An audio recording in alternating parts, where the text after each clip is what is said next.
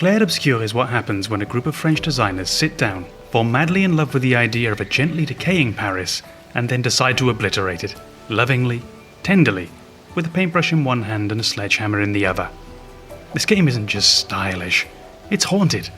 Every frame looks like it remembers something you don't. The Eiffel Tower hasn't taken this much damage since Anne Hidalgo insisted on leaving the Olympic rings up for so long they began to feel less like a symbol of sporting unity and more like a passive-aggressive architectural prank, as if Paris was hosting the games in slow motion forever. By the way, if that joke landed, congratulations, you probably live in France too. The Eiffel Tower and this crumbling Parisian landscape is just our welcome to the world. What follows is a complete fever dream, painted with precision. A collage of drowned cities, lush overgrowth, crumbling grandeur, held together by character relationships that somehow feel more grounded in some real-life friendships. It's like Persona with a paintbrush. And a body count. But what do I love about this game? It's deeply, deeply weird. And not in the self-conscious, internet-flavoured, look at me, there's a toaster in my game, how random kind of way. No, this is strange. The kind of peculiar where a landscape whispers something ancient and unknowable to you, where a tree calls you a nerd, and then has the indecency to look beautiful while doing it. It's a game made by people who know that atmosphere in a game isn't just the visuals. It's tonal, it's structural, and it's relational. And they care to get all three parts right. Now, I haven't finished Clair Obscur, of course I haven't. It's come out 2 days ago, and I live in a country where my postman's on strike, the boulangerie closes whenever it feels like it, and someone, somewhere is always shouting. Life gets in the way, meals must be cooked, and cigarettes must be smoked slowly in doorways by people who don't even smoke. But I've played enough, and what I've seen is worth discussing, because this is my favourite game since Final Fantasy VII Rebirth.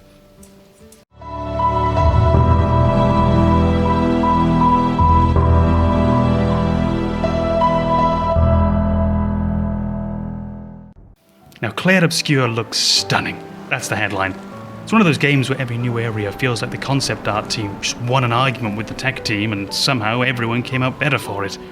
Underwater shipwrecks lit like 19th century paintings, ruined sanctuaries drowning in green, and a version of Paris that's been lovingly trashed, like someone throwing a stag party at the Louvre. Not a loud stag party, a tasteful one. The kind with matching velvet jackets, curated playlists, and a 5-course meal served by a chef with a star. Now, the Paris section in particular manages to swerve the usual nostalgia. There's no mournful violin swelling as you pan across fallen balconies, no dramatic cuts to dusty berets on the floor. The city's just there. It's shattered, yes, but weirdly proud. It's not asking for your pity. It's already moved on. It's already on the next glass of wine and planning the next revolution. No, the grief in Clair Obscur isn't reserved for monuments, it's for people. And that quietly tells you what kind of story this is. It's not about saving the world. The world had its time. It's about who you're standing next to while the world ends, who you're willing to carry, and who still has the decency to joke with you on the way down. And this is when the game felt to me like a particularly European game. I think this is the kind of game that you can only have made by a studio in a country where you've seen this happen before. And just when you think in the game that you've got the tone pinned down, when you've settled into this melancholy and assumed, wrongly, that the game's going to stay in that key, it changes. And it pivots, and you go from a grim march through hostile territory to a space that's somehow incredibly beautifully alive, and gentle and full of trees that probably shouldn't exist. And it's not just set dressing, because the shift isn't visual, it's emotional. The game goes warm, and that warmth is earned. It's the kind of tonal whiplash that could feel cheap if it weren't so well executed. But here it really works because you're not being manipulated by the game, you're being trusted. Trusted to carry some beauty with you into the next horrible part, and maybe even notice that one of those trees just called you a nerd, and it still has the indecency to look beautiful while doing it. And the heart of Clair Obscur isn't the world, or the combat, or the big metaphysical questions, it's going to be the relationships. We meet our protagonist, Gustave, at a quiet moment, on his way to see someone he cares about, an old friend, but an old friend he knows is going to die today. And what unfolds is one of the most understated, awkward, quietly effective bits of character work I've seen in a game in years. They don't launch into monologues. There's no emotional info dump, no tragic flashback, no cigarette-stained montage of the two of them cycling through Montmartre as the years slip away. We don't get the French version of Up. You know, the one where everyone dies in the first act. There's a brief flashback to some 1970s strike action, and then the balloon house is grounded by zoning regulations. We just get two people trying to talk, stumbling, falling off, trailing off. And eventually they settle on the most human thing I can imagine. They just stand near each other, being present. It's uncomfortable, it's human, and that one simple gesture said more about love than most games will ever manage in a dozen romance arcs. And then after that moment, the story begins to expand. Our party forms, the journey builds, and that same emotional development continues. The party members you meet already play a role in the protagonist's life. They support each other, often in silence, sometimes with tough love, but always with the sense that they've lived something before you arrived. The protagonist early on, he feels emotionally closed, not brooding, not performative, just shut down. And instead of us dragging him through a big therapeutic speech arc, the game lets him open up slowly, through glances, through small and big decisions. It's rare to see a game so willing to just let the people be people.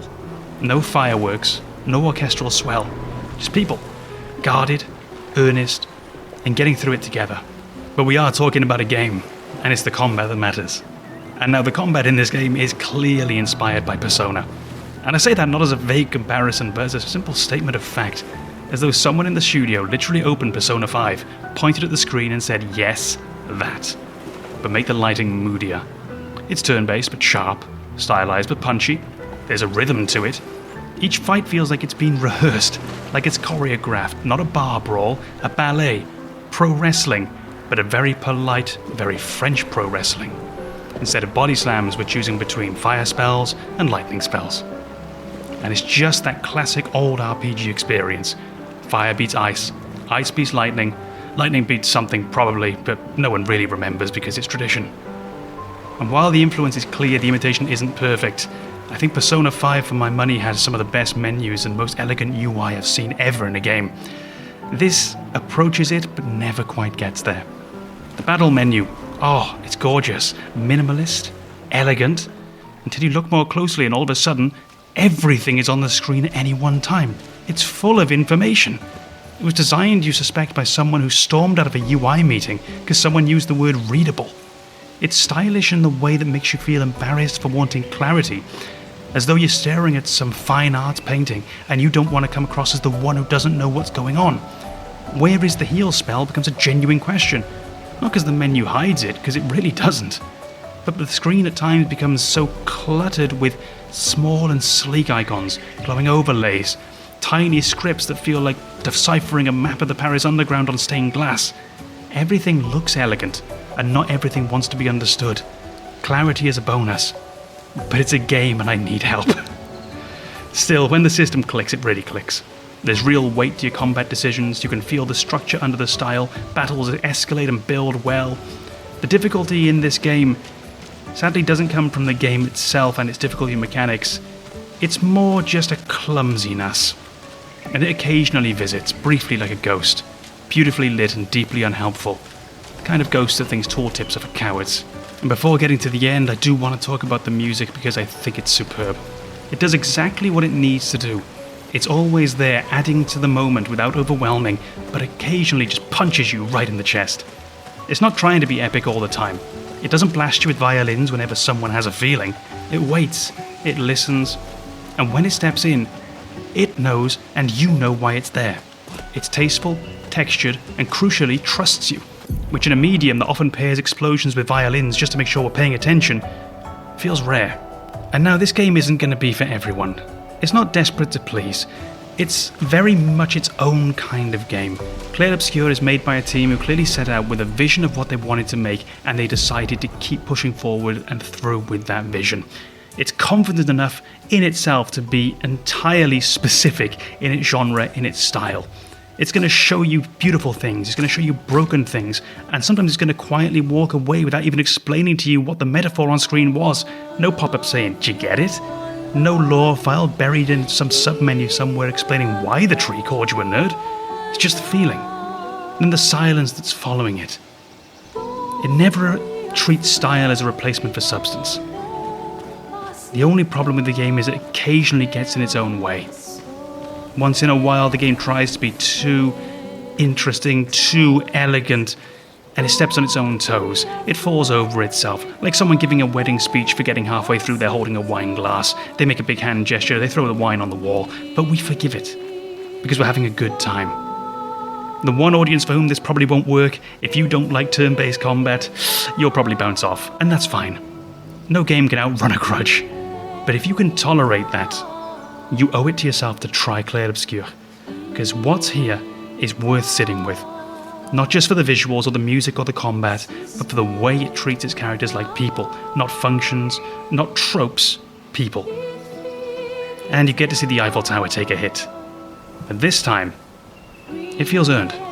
Thank you so much for having listened to our first impressions of Clair Obscur. As I've said, this is a game that I've been having an absolute blast with, and I really can't wait to keep continuing on and playing through and seeing where the story leads us, because there's this beautiful sense of intrigue layered into the game, and I just can't wait to unwrap all of that. Thank you so much for having been here. This has been Con from the Gamer's Advocate.